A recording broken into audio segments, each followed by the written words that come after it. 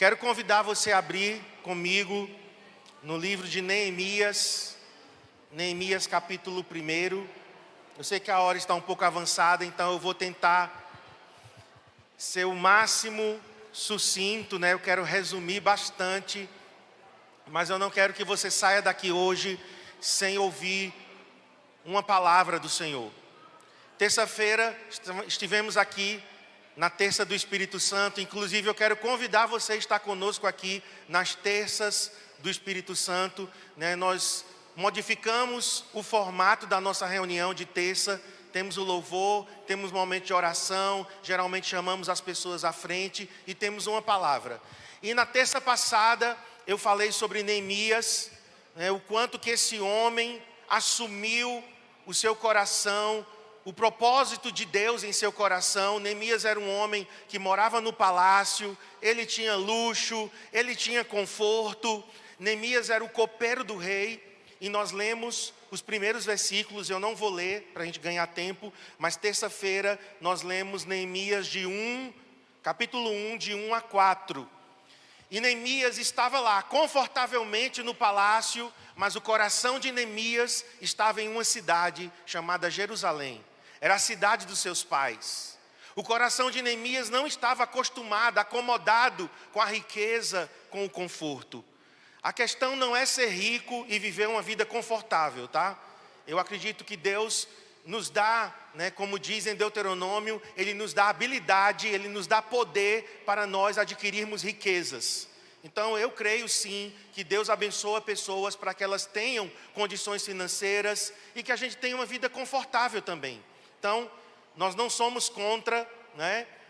Não somos franciscanos, né, que faz voto de pobreza e todo mundo tem que ser pobre. Não, eu acredito que alguns são chamados para a pobreza. Eu acredito que tem pessoas que Deus chamou para que eles abram mão de tudo, como Francisco de Assis abriu mão de tudo para servir as pessoas. Madre Teresa de Calcutá, né, são exemplos de pessoas que abriram mão de todas as posses. Mas também eu acredito que Deus coloca condições financeiras nas mãos de pessoas para que essas pessoas abençoem o reino de Deus. E Neemias, né, ele tinha essa posição, né? Olha aqui para mim, né? Vamos nos acalmar agora, porque aí a gente consegue, né, receber a palavra, né, com mais clareza. Neemias, apesar de ter uma posição muito alta como copeiro, o copeiro era o homem da confiança do rei. Por quê? O rei tinha muitos inimigos. E os inimigos queriam matar o rei. E uma das formas de matar naquela época era envenenando a bebida ou a comida do rei. E Neemias era o copeiro, ou seja, ele ia lá servir o rei, mas antes dele servir, ele provava. Então, ele tinha um alto nível de confiança. Na terça-feira eu falei que Neemias, apesar de estar na capital do império, na cidadela de Suzã, no palácio, mas ele não se conformou, porque Jerusalém estava arrasada. Jerusalém tinha sido saqueada, queimada as portas, os muros tinham sido derrubados quando os babilônios invadiram a cidade de Jerusalém. E Neemias ouve o relato de um dos seus irmãos, Anani. Diz para ele: olha, Jerusalém é uma vergonha para todas as cidades. Jerusalém está queimada, está destruída. E Neemias, irmãos, se dispõe. Neemias se coloca diante de Deus e diz: Deus, eu quero mudar a condição de Jerusalém. E na terça-feira eu fiz uma pergunta: qual é a nossa Jerusalém? Qual a nossa causa? Olha para mim, se você não tem uma causa pela qual você vai viver e até, se necessário, morrer, então sua vida não tem sentido. Se você só vive para trabalhar, comer, dormir, estudar, trabalhar, comer, dormir, estudar, prazeres, passear, viajar, casar, ter filhos, se a nossa vida, ela se resume apenas às coisas desta terra, Paulo disse que nós somos os mais infelizes dos homens. A nossa vida tem que ter um propósito maior.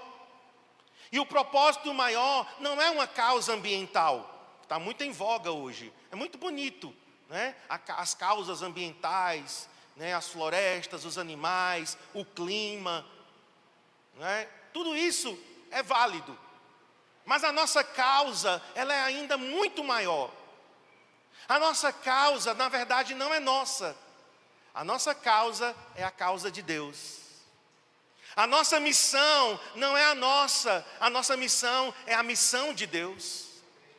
Nós estamos nesta terra com um propósito. Nós estamos nesta terra com uma missão. Deus tem um propósito. O propósito de Deus é que Ele tenha muitos filhos iguais a Jesus.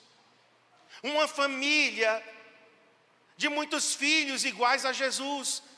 O propósito de Deus é que pessoas sejam resgatadas porque elas se perderam.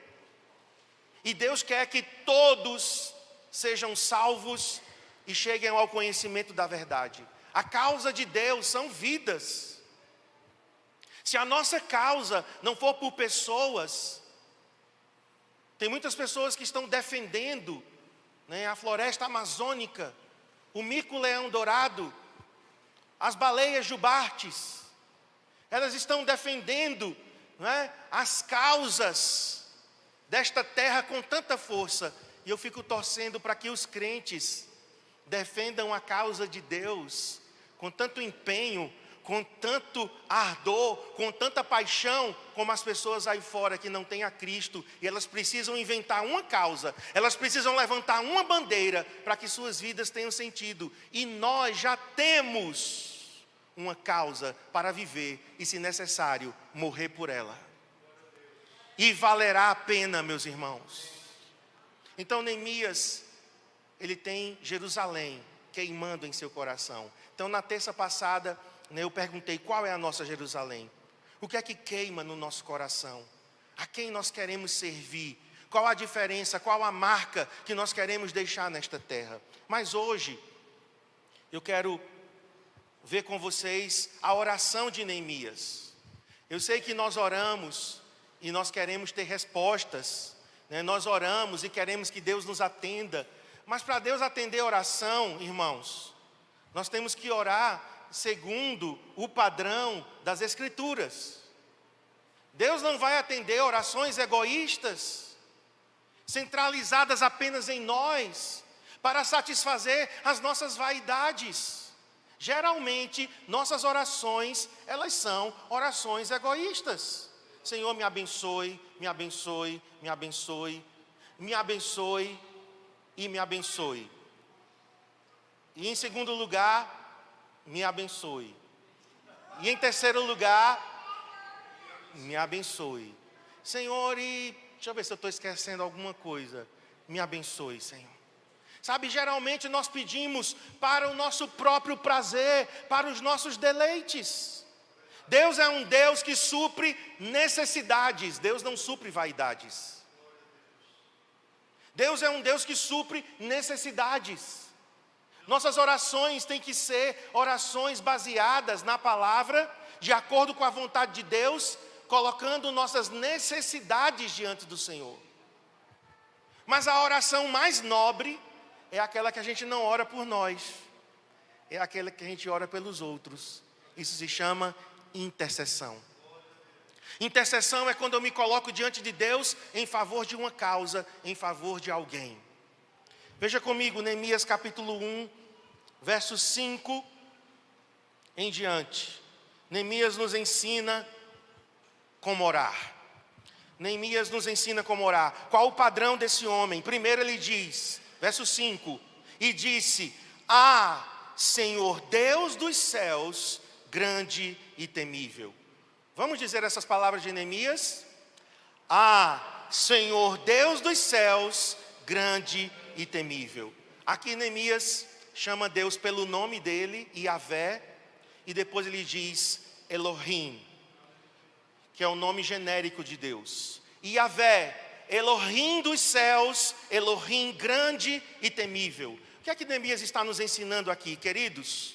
Nossa oração tem que ter como foco Deus e não nós.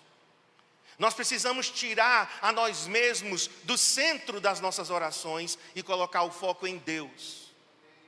Erguer os nossos olhos para a grandeza de Deus, para a sua soberania. Deus dos céus, ou seja, está acima de tudo e de todos. Deus grande, outro não há igual a Ele, e temível. O foco está em Deus, na soberania, na grandeza de Deus. Olhe, nós não oramos para mudar Deus. Algumas pessoas estão orando para mudar Deus, para torcer o braço de Deus. Algumas pessoas estão pensando, não, eu vou orar e jejuar, que inclusive nós estamos jejuando, né? Quero te desafiar a você jejuar conosco. Mas por que oramos e jejuamos? Para mudar Deus? Não, porque Deus não muda. Para mudar a palavra dele? Que insensatez seria essa? Querer mudar Deus e querer mudar a palavra. A oração e o jejum é para nos mudar. A oração e o jejum é para a gente se alinhar com Deus. A oração e o jejum, e principalmente o jejum, ele sensibiliza o nosso coração. Você fica mais sensível, você fica menos carnal. Você enfraquece fisicamente e você enfraquece a carne, a natureza pecaminosa. E quando o físico e a carne enfraquecem, que seria o físico e a alma, o espírito consegue ouvir mais claramente Deus. Está precisando ouvir a voz de Deus? Então você precisa jejuar.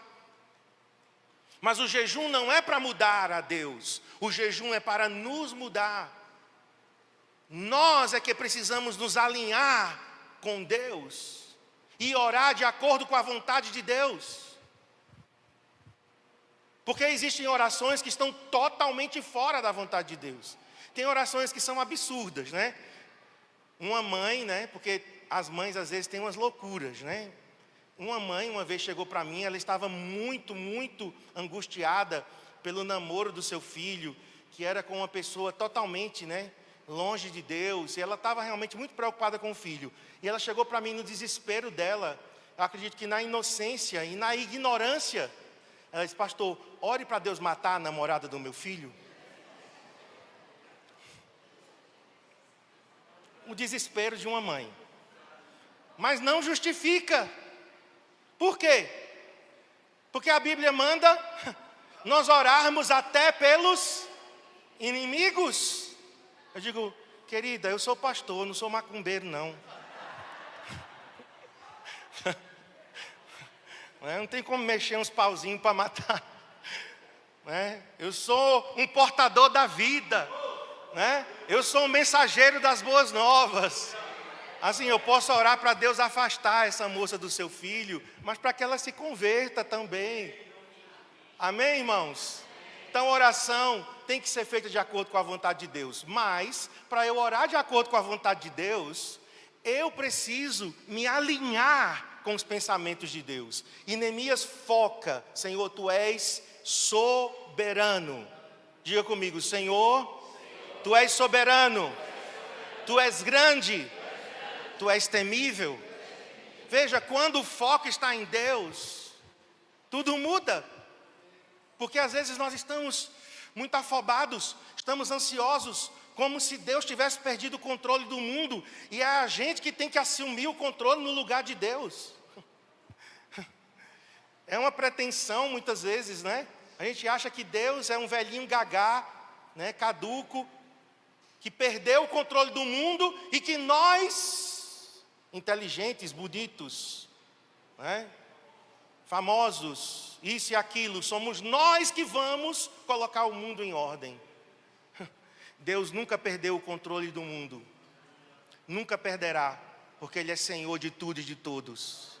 Deus está no trono do universo, aquele que governa as galáxias, aquele que governa as estrelas, governa o sistema solar, governa os planetas, governa a nossa vida também.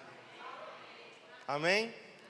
Eu vi um videozinho de um menino, ele dizendo, olha, se a gravidade fosse um pouquinho a mais, o universo entraria em colapso. Se a gravidade fosse um pouquinho a menos, o universo entraria em colapso. A força da gravidade é o que é, porque se fosse mais ou menos, não se sustentaria nada.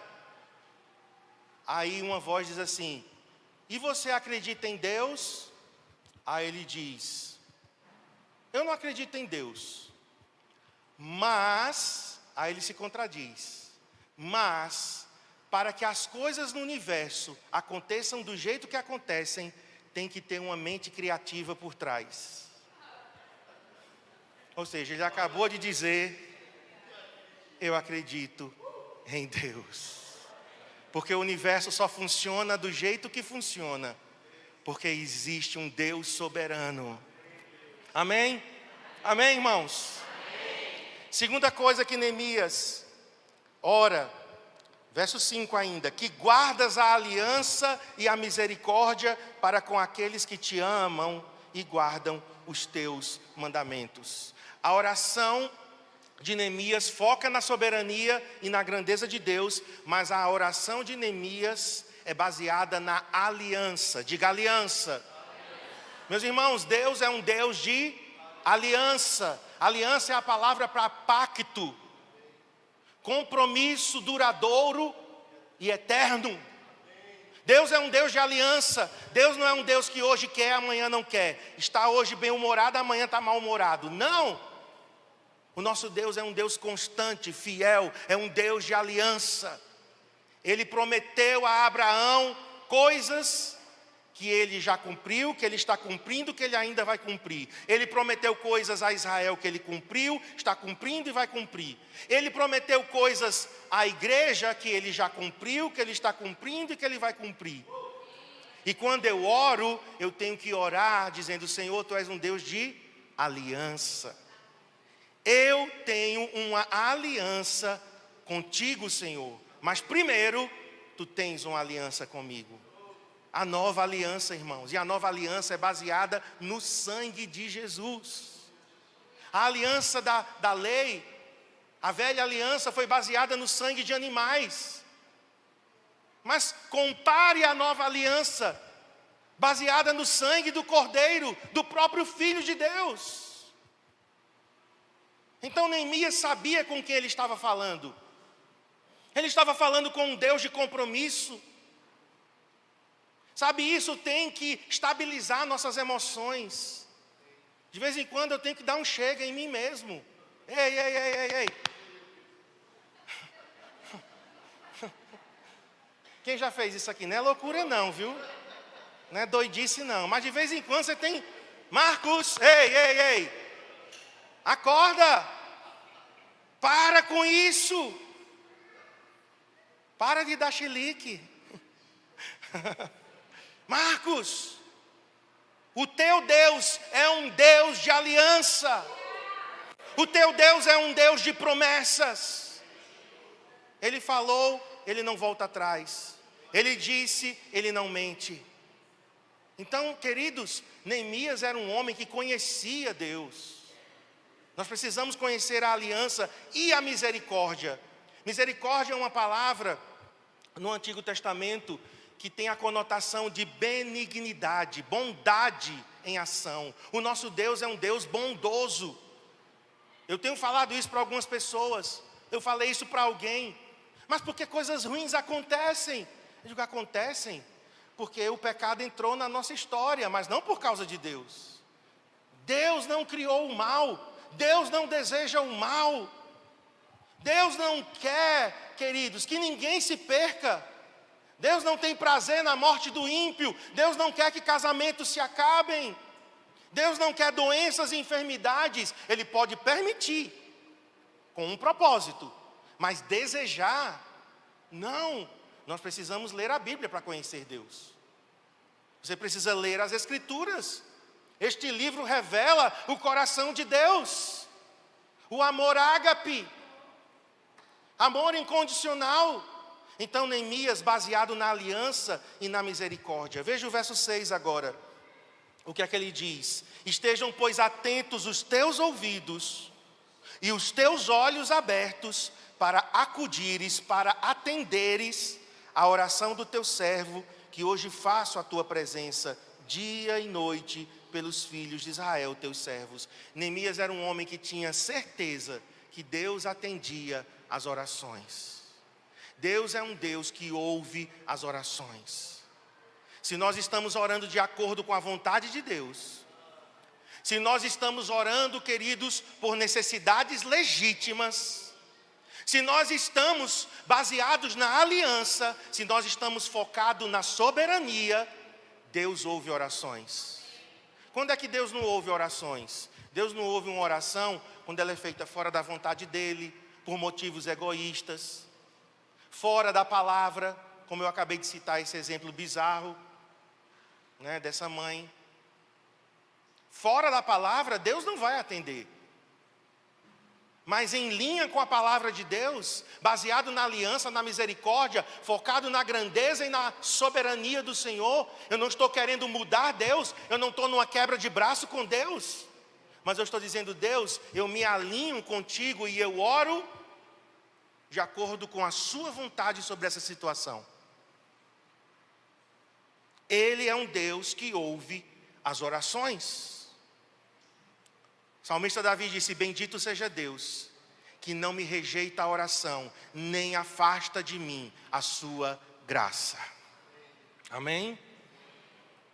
Uma oração que ainda não foi respondida, não significa que não será. Deus pode nos dizer sim, Deus pode dizer não, e Deus pode dizer espere. Sim, não e espere. Mas deixa eu te dizer, essas três respostas, Ele está dizendo: é o melhor que eu tenho para você. Você precisa me conhecer. Você precisa me conhecer como seu pai. A questão, irmãos, e ontem eu estava falando com alguém, e a questão toda é que a gente tem um pai aqui na terra que falha conosco, que pisa na bola. Nós temos aqui na terra às vezes um pai indiferente, ausente, violento, agressivo, bêbado, abusador. Nós tivemos muitas vezes aqui na terra um pai com uma imagem totalmente distorcida de paternidade. E o que é que nós fazemos? Transferimos para Deus. E a gente acha que Deus é do mesmo jeito.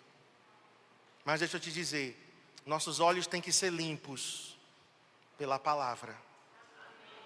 Você está diante de alguém, você está diante de alguém que tinha uma imagem totalmente distorcida de Deus. E os meus olhos foram limpos quando eu comecei a ler as Escrituras e a orar: Senhor, revela-me quem Tu és. Revela-me o Pai que Tu és. Eu quero conhecer na Bíblia, mas eu não quero conhecer só nas páginas da Bíblia. Eu quero conhecer em meu coração quem Tu és. Deus é um Deus que atende às orações. Agora o verso 6 ele diz assim: eu faço confissão. Faço confissão pelos pecados dos filhos de Israel, os quais temos cometidos contra Ti, pois eu e a casa de meu pai temos pecado. Epa, peraí. Neemias estava em pecado? Neemias no palácio do rei, conta-se que ele estava em pecado? Está claro na Bíblia assim, algum versículo dizendo que Neemias pecou? Não.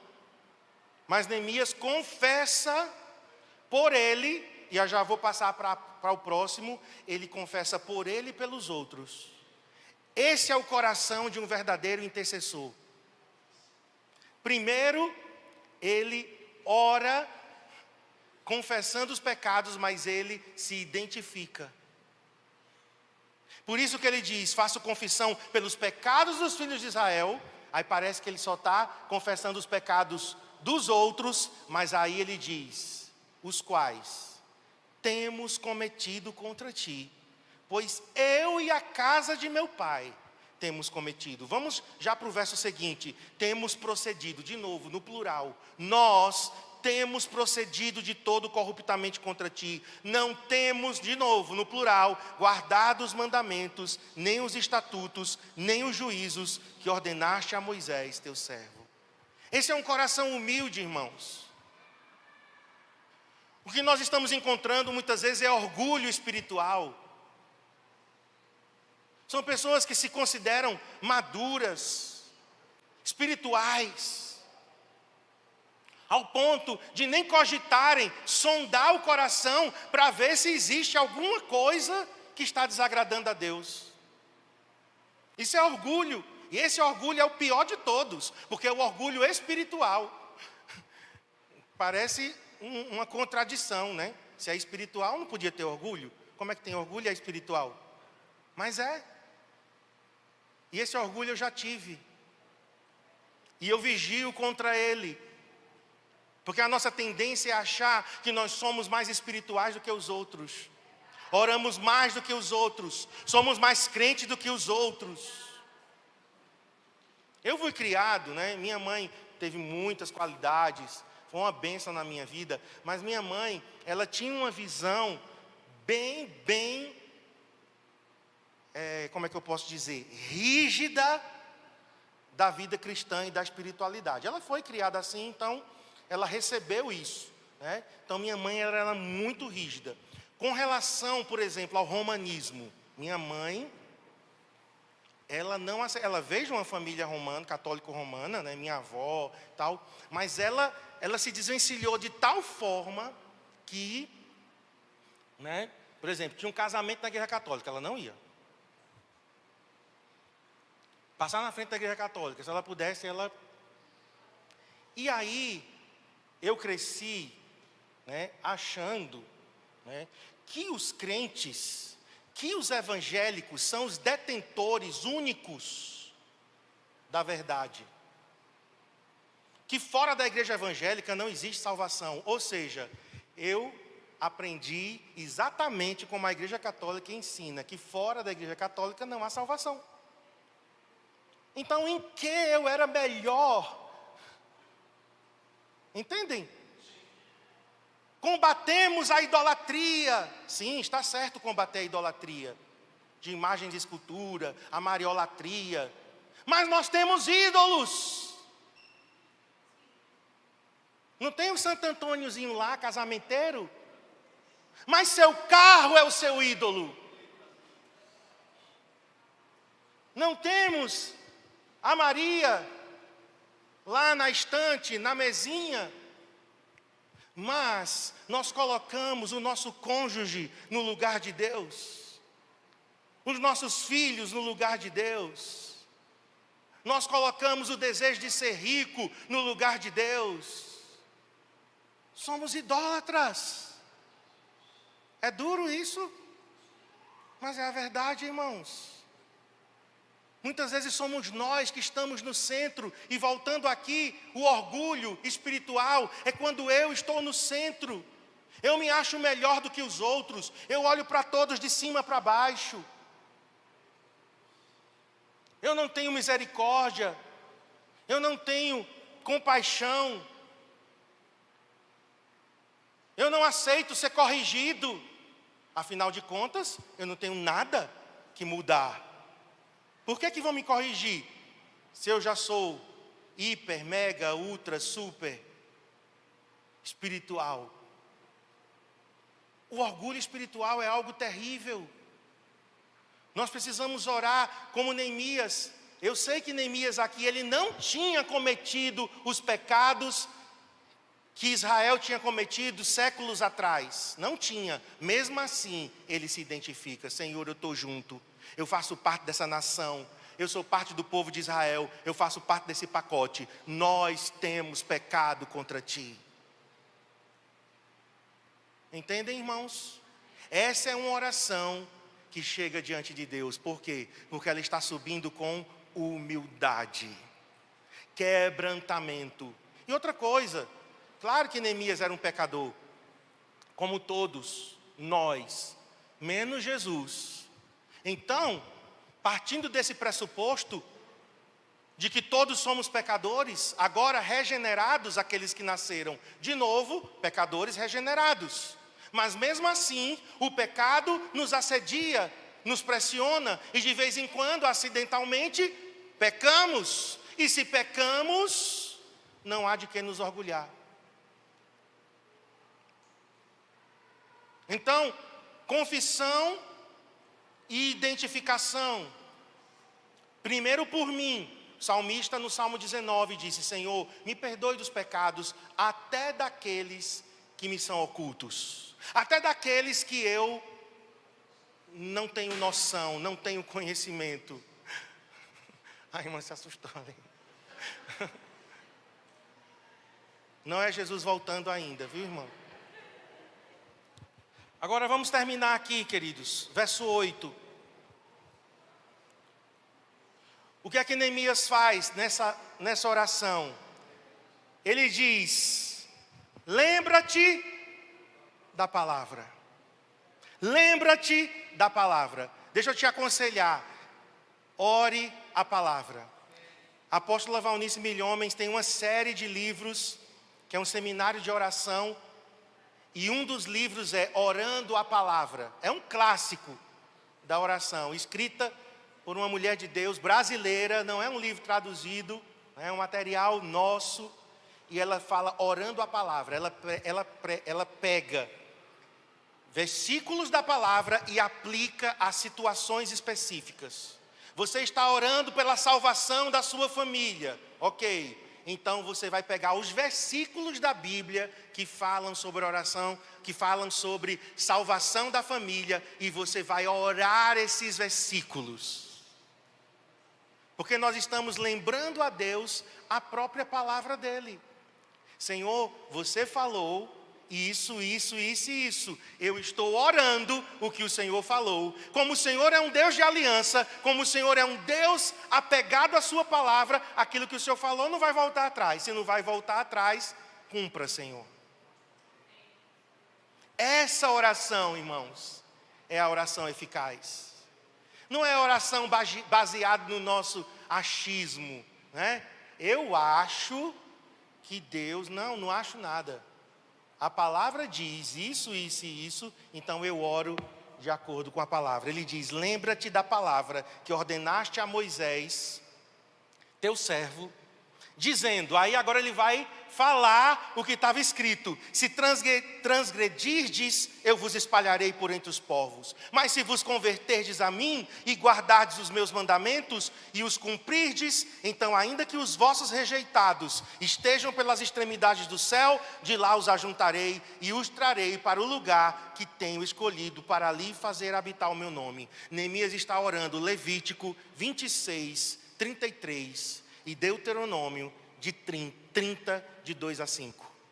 Neemias era um homem que conhecia a palavra. Como é que você vai orar a palavra se nem a Bíblia você lê? Sabe aquele aluno que chega na prova: Senhor, me abençoe. Senhor, me lembre. Ai, Deus lá, eu vou te lembrar o quê?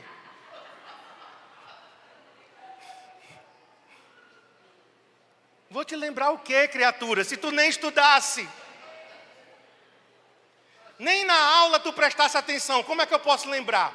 Deus vai dizer assim: o que eu vou ter que fazer é abrir tua cabeça para botar coisa dentro, inclusive juízo, né? E vergonha, né? Tem que colocar juízo e vergonha para tu fazer uma oração que eu possa atender. Lembra-te. Se eu digo ao Senhor, lembra-te da tua palavra, e eu vou orar a palavra, eu preciso conhecer a palavra. Amém? E eu gosto, irmãos, até de dizer o endereço. Deus precisa? Não precisa, mas eu preciso. E os demônios também precisam. Porque diante da palavra eles creem e estremecem. Então eu estou orando: Senhor, salve a minha família. Senhor, salve esse meu marido. Senhor, porque a tua palavra diz em Atos, capítulo 16, versículo 30, crê no Senhor Jesus Cristo e serás salvo tu e a tua casa. Senhor, Paulo disse para o carcereiro de Filipos, eu sei que essa palavra foi para aquele homem, naquela época, naquele tempo. Senhor, mas a tua palavra é imutável, a tua palavra não caduca, a tua palavra não perde a validade. Senhor, e eu estou aqui na posição do carcereiro de Filipos. Se Paulo disse para ele, é para mim. Senhor, eu creio que eu e a minha casa. Aí você já vai para Josué, Senhor, 24, verso 10. Senhor, estou orando agora, Josué 24. Veja, uma oração dessa é mais do que ficar, me abençoe, me abençoe, me abençoe, me abençoe. Deus não vai te ouvir nunca. E fica assim, me abençoe. Será que Ele vai me abençoar? Não é assim, irmã? Ela balançou a cabeça ali. Me abençoe. Atos 16, 31. Ainda errei o versículo. Atos 16, 31. Então, quando eu entro em oração, lembra-te da tua palavra, Senhor. Eu gosto de Valnice, viu? Ela é uma mulher, ela está quase com 80 anos. Quase 80 anos. E eu estou vendo Deus levantando Valnice de novo, porque passou um tempo, né, que as pessoas não tinham mais ouvido falar de Valnice. Essa geração nova não conhece, não sabe nem quem é. Mas eu e Cristiane, né, os dinossauros de Sião, né, chamei uma irmã aqui terça-feira de dinossauro de Sião, mas depois eu pedi perdão a ela, né? Vou nem dizer quem foi. Década de 80, década de 90, essa mulher ensinou o Brasil de ponta a ponta sobre oração, intercessão, aliança de sangue. E Deus está levantando ela de novo. E é incrível, porque eu fui nos seminários de Valnice em Recife, aqui em Garanhuns, aquela guerreira de oração, orando.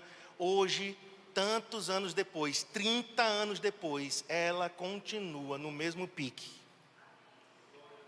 Ela continua na mesma pegada de intercessão, de se colocar diante de Deus e orar a palavra.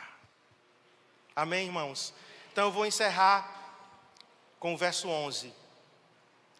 Ah, Senhor, nós vamos encerrar com ele. Eu sei que eu passei bastante do horário, né? Quero pedir perdão, porque a programação foi bem extensa, mas nós estamos finalizando. Ah, Senhor, estejam, pois, atentos os teus ouvidos à oração do teu servo. De novo, né? Ele diz, Deus, tu és um Deus que ouve orações. Mas vamos lá. E dos teus servos que se agradam de temer o teu nome. E aí, queridos, ele termina sendo bem específico. Concede o quê? Concede que eu seja bem-sucedido hoje. Concede que seja bem-sucedido hoje o teu servo e dá-lhe mercê. Me dê graça perante este homem. Ele estava se referindo ao rei Artaxerxes I, que era conhecido como Artaxerxes o Longânimo. Era um homem que era tido como um coração bondoso. Mas, para escravos, para exilados, para o que Neemias ia pedir, era muito grande, gente. Ele ia pedir, rei, me libere por vários anos de ser seu copeiro, porque eu preciso viajar 1000 e tantos quilômetros a leste para ficar em Jerusalém e reconstruir a cidade. Era isso que ele ia pedir. E o rei podia dizer, mas você é meu homem de confiança, não posso te liberar assim. Por isso ele é específico. E eu quero terminar esta palavra aqui dizendo hoje, seja específico com Deus. Nada de orações genéricas. Deixa genérico só para remédio. Amém? É? Nada de oração xing-ling. Viu?